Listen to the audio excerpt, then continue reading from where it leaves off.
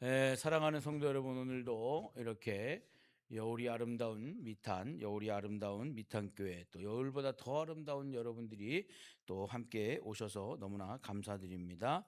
오늘 베드로후서 3장 11절에서 13절 말씀은 거룩한 행실로 기다리라는 하나님의 음성을 좀 듣고자 말씀을 나누고자 합니다. 사람은 무엇을 기다릴 때 그 기다림에 맞추어서 자신의 삶을 준비하게 되죠. 시험을 기다리는 학생은 공부를 해야 되는 것이 있고, 결혼을 기다리는 사람은 결혼을 또 준비하는 준비를 합니다. 손님을 기다리는 사람은 또 집을 정돈하고 손님이 불편하지 않게끔 하기 위해서 최선을 다하는 준비를 하죠. 오늘 우리가 그렇다면 다시 오실 주님을 기다리는 사람은 어떻게 살아야 될까라는 그런 질문을 던져보고, 오늘 그 질문에 대해서 베드로는 아주 분명하게 우리에게 말씀해 주고 있습니다. 너희가 어떤 사람이 되어야 마땅하냐라는 그런 또 질문을 통해서 베드로 후서 말씀이 우리에게 증거가 되어지는데요. 예수님을 기다리는 날, 재림 예수님을 기다리는 날, 거룩한 행실과 경건함으로 살아야 한다는 것을 우리에게 이야기해 주고 있습니다. 그래서 11절 말씀에 거룩한 행실과 경건한 마음으로 우리에게 경건함으로 이렇게 기록되어 있습니다. 마지막을 아는 사람은 오늘을 어떻게 살아야 돼요? 오늘을 다르게 살아야 되죠. 근데 그 다르게라는 건 어떻게 해야 돼요? 어, 우리가 의지하고 있는 모든 것이 하나님 심판 앞에서 흔들리고 풀어질 것이라는 것을 우리가 기다리고 있다는 것이죠. 오늘 말씀을 보면은 우리가 읽진 않았지만, 주의 날이 도둑같이 오리니 그 날에는 하늘이 큰 소리로 떠나고 물질이 뜨거운 불에 풀어지고 땅과 그 중에 있는 모든 일이 드러나리로다, 이렇게 얘기했을 때 풀어지리니 모든 것이 이렇게 풀어진다 그랬어요. 오늘 우리가 어떠한 사람이 되어야 될까에 대해서 베드로가 이야기했을 때, 무엇을 해야 되는가라는 질문이 아니라 어떤 사람으로 살아야 되는가에 대해서 이야기해 줄 때, 신앙의 행동 몇 가지를 바꾸는 것이 아니라 사람 자체가 변화되는 것에 대해서 이야기해 주고 있습니다. 근데 예수님 믿고 사람이 변화가 되지 않는다는 것은 참 우리가 어려운 세상을 살고 있는 것이죠. 가정에서 어떤 사람으로 내가 살아야 될까? 직장에서는 또 어떤 사람으로 살아야 될까? 돈 앞에서는 어떤 사람으로 살아야 될까? 사람들과 관계할 때 어떠한 사람인가에 대해서 이야기해 주고 있습니다. 또 혼자 있을 때는 어떤 사람인가? 우리는 그것을 어떻게 해요? 신앙이라고 얘기합니다. 신앙. 그래서 베드로는 거룩한 사실 신앙에 대해서 얘기를 할 때, 오늘 이 거룩한 행실과 또 경건함으로 살아야 된다고 얘기해 주는 것을 알 수가 있죠. 주님을 기다리는 사람의 삶에는 주님을 기다리는 사람다운 모습이 나타나야 돼요. 거룩함은 예배당 안에서만 나타나는 것이 아니죠. 우리가 이 거룩함이라는 것은 삶의 전반적인 부분에서 나타날 때, 언어에서도 나타나고 생각에서도 거룩함이 나타나고, 또 가정생활에서도, 또 재정 생활에서도, 또 사람에 대한 태도에서도 거룩함이 있어야 된다는 것을 얘기해 주고 있습니다. 세상 사람과 똑같이 살면서 주님만 기다린다고 말할 수 없다는 것이죠. 그래, 나는 교회를 다니니까, 예수님을 믿으니까, 뭐 마음속에는 뭐예요? 예수님을 기다리고 있으니까. 그런데 기다리고 있으니까 내가 마음대로 살아야 돼라는 것은 우리가 생각할 수가 없죠. 어, 그런 우리가 이야기를 하죠. 세상을 살아가면서 우리가 성도님들이 모여가지고 이제 얘기를 하게 되는 거예요. 얘기를 하는데 성도님들 얘기하실 때, 야, 이게 뭐 우리가 죽으면은 천국 갈까 이런 얘기를 안 하고, 우리가 죽으면은 끝이야 이런 얘기하면 될까요, 안 될까요? 그거 안 되잖아요, 사실적으로. 왜? 우리는 죽으면 끝이 아니라 뭐예요? 영생하는 거예요. 성도님들의, 우리 예수님 믿는 사람들의 삶이잖아요. 그런데 모여 가지고 에이 그 죽으면 그만이지 뭐 이렇게 얘기할 수 있어요, 없어요? 그렇게 이야기할 수 있어요. 착각할 수 있잖아요. 그런데 하나님은요, 그러시는 거예요. 말 한마디에도 생각하는 것도 거룩함이 있어야 된다는. 거룩함이라는 것은 뭐예요? 우리가 하나님을 인정하는 거잖아요.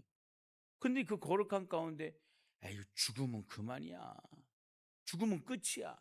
이거는 믿음의 사람으로서는 도저히 할 말이 아니라는 것이죠. 믿음의 사람이라 그러면 어떻게 해야 돼요?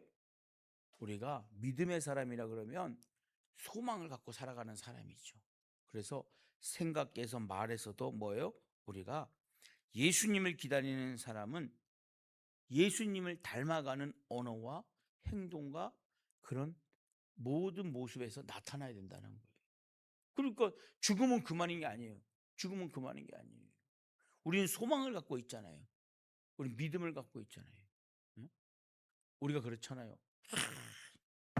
내가 예수님 믿어서 이까짓것 병은 아무것도 아니야 이렇게 얘기할 수 있어요.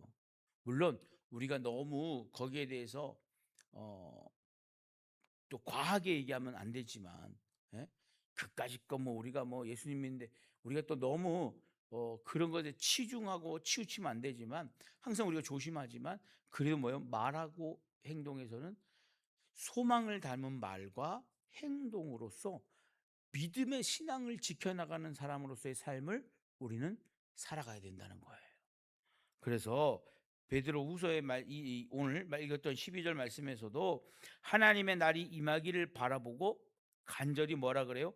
사모하라 그래요. 그 날에 하늘이 불에 타서 풀어지고 물질이 뜨거운 불에 녹아지려니와 이렇게 얘기할 때 하나님의 나라에 대해서 우리가 간절한 마음으로 사모하고 바라보고 기다리는 사실을 오늘 베드로 후서 말씀에 기록해 놓고 있습니다.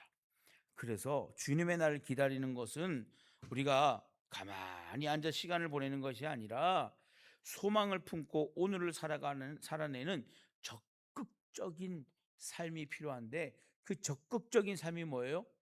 오늘도 하나님의 말씀을 따라서 우리가 살아가기 위해서 우리가 적극적인 노력도 때로는 필요하다는 거예요. 그래서 기다림은 게으름이 아니라 뭐예요?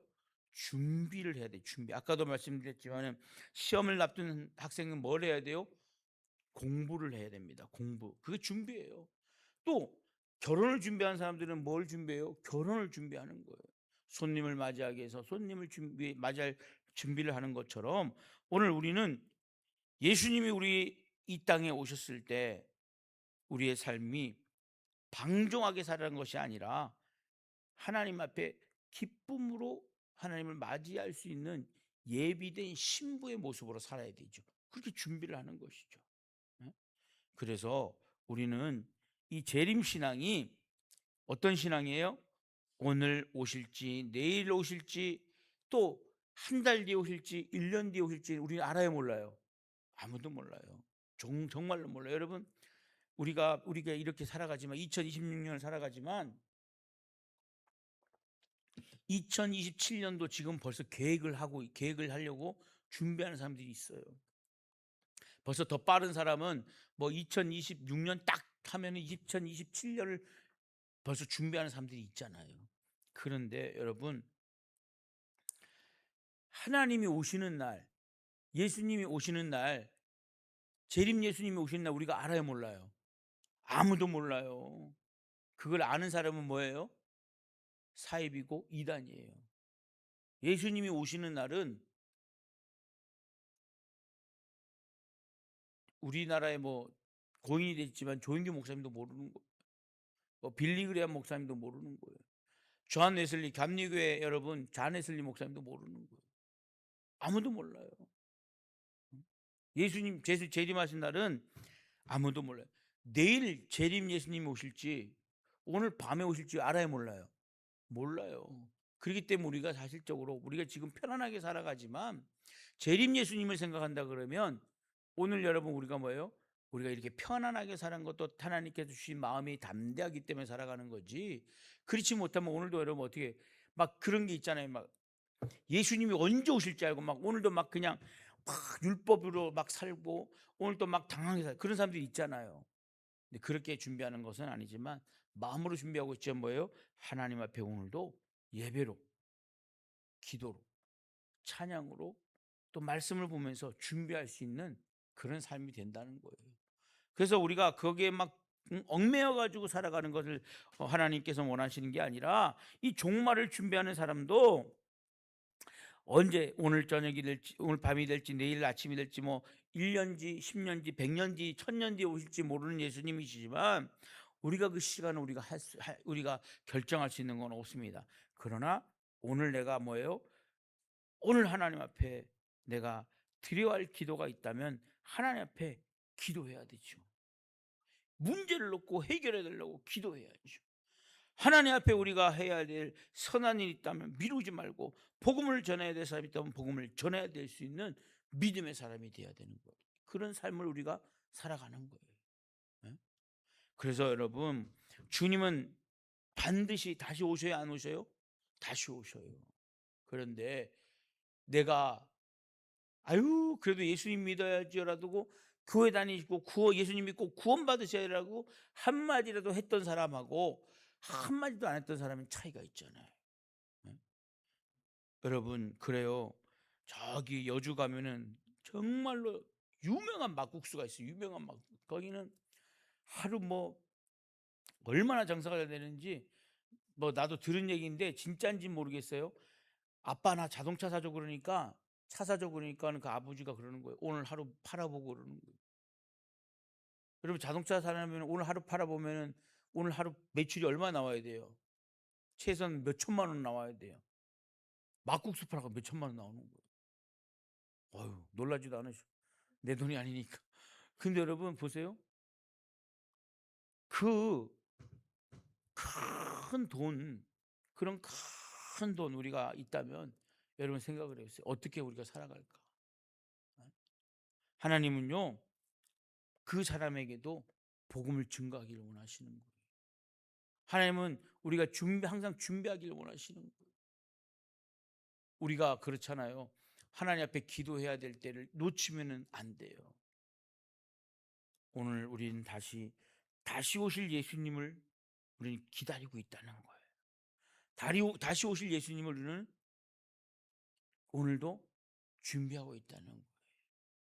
그런데 돈 때문에 건강 때문에 또 우리가 하나님 앞에 온전치 못하면 우리 삶이 어떻게 되겠냐는 거예요. 감사한 게 뭐예요? 돈이 많아서 근심하지 않아도 되는 게 감사한 거예요. 돈이 너무 없어가지고 정말 옛날에는 여러분 요즘은 뭐 그런 사람이 간혹가다 있겠지만은 몰라도 옛날에는 솔직한 얘기로 쓸 돈이 없어서 못 썼잖아요. 요즘은 쓸 돈이 많아도 안 쓰는 거죠 사실적으로. 여러분들 1970년대 80년대 우리나라 돈이 많았어요? 90년대 돈이 많았어요? 그래 돈이 많지 않았어요. 쓸 돈이 없었어요. 요즘 뭐 아이스크림 하나에 뭐 1,000원 넘어가 뭐 할인하는 데 가야 뭐 한 700원씩 한다 그러는데 우리 어릴 때는 50원, 100원 이렇게 할 때 그 아이스크림 사 먹을 돈이 없어 가지고 아꼈잖아요. 안 아낀 분들도 계시지만 요즘은 뭐 그거를 뭐 매일 먹는 사람은 매일 먹겠지만은 아이스크림 뭐 매일 먹는 사람이 몇 명이나 됐겠어요. 제가 어릴 때도 그랬어요. 매일 아이스크림 먹는 사람 별로 없었어요. 그런데 여러분 우리가 그 준비하는 시간을 한번 생각을 해 보십시오. 준비하는 시간을. 예? 하나님이 오실 것을 준비하는데 여러분 그냥 우리가 오늘도 그냥 뭐 풍요로우니까 그냥 살고 내일도 풍요로우니까 그냥 살고 내가 그냥 뭐 자유로우니까 또 그냥 살고 내가 미래를 생각하지 않으면 그냥 살아가는 거예요. 그게 뭐예요? 사람들이 얘기하는 태평성대라고 얘기하지만 진짜 그건 태평성대가 아니죠. 뭐예요? 여러분 내가 점점 영적으로 타락하고 육적으로 타락하는 것을 우리는 못 느끼고 살아가는 시대가 되었다는 거예요. 그렇기 때문에 여러분, 오늘 반드시 우리가 예수님이 오신다는 것을 기억한다면은 우리의 삶이 게으름이나 나태함으로 변질돼서는 안 되고, 하나님 앞에 부끄럽지 않는 삶을 살아가기 위해서 오늘도 우리는 어떻게 해요? 최선을 다할 수 있는 삶이 돼야 된다는 것이죠. 언제 어떻게, 언제 어디서 여러분 우리가 어떻게 될지 아무도 모르는 인생인데, 오늘 베드로후서 3장 13절에 우리는 그의 약속대로 의가 있는 곳인 새하늘과 새 땅을 바라보도다, 이렇게 얘기했습니다. 그의 약속이 누구예요? 하나님의 약속이에요.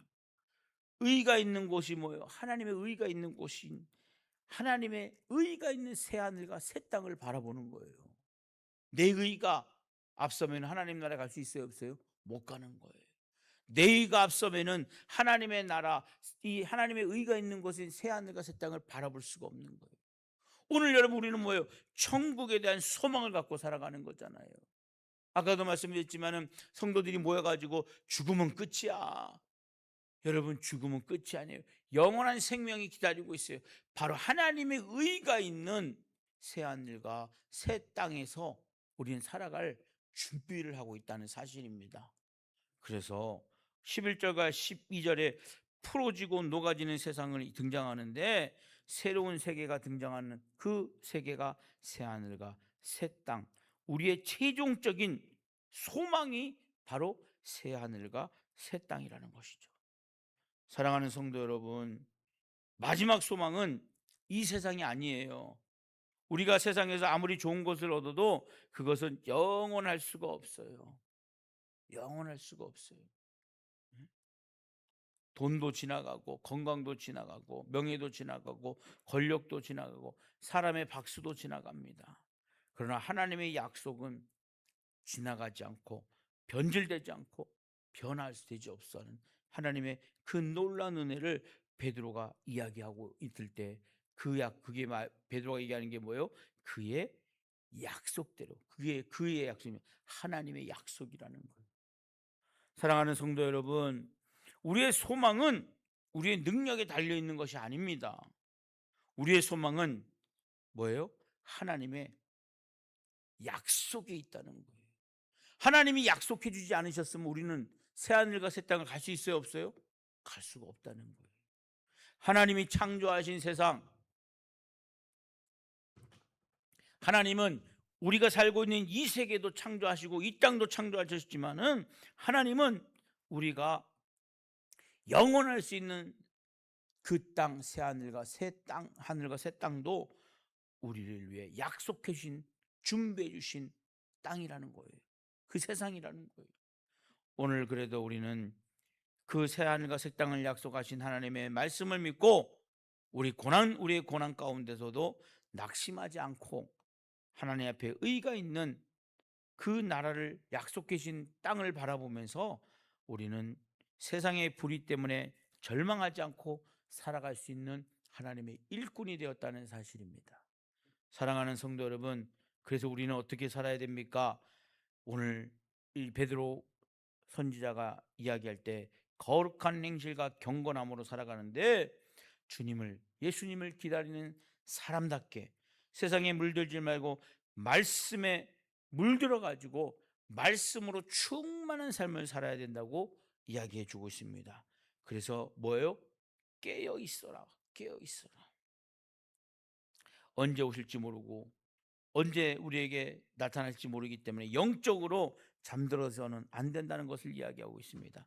기도가 식어 있는지, 우리가 혹시 식어 있다면, 식어 있으면 안 되기 때문에 돌아보고, 말씀을 멀리하고 있는 것은 아닌지 돌아보고, 또 예배를 형식적으로 드리는 것이 아닌지 돌아보고, 마음속에 미움과 욕심과 교만을 품고 있는 것은 아닌지 돌아봐야 될 줄 믿습니다. 예수님의 재림을 기다리는 성도는 영적으로 깨어있는 성도가 되어야 될 줄 믿습니다.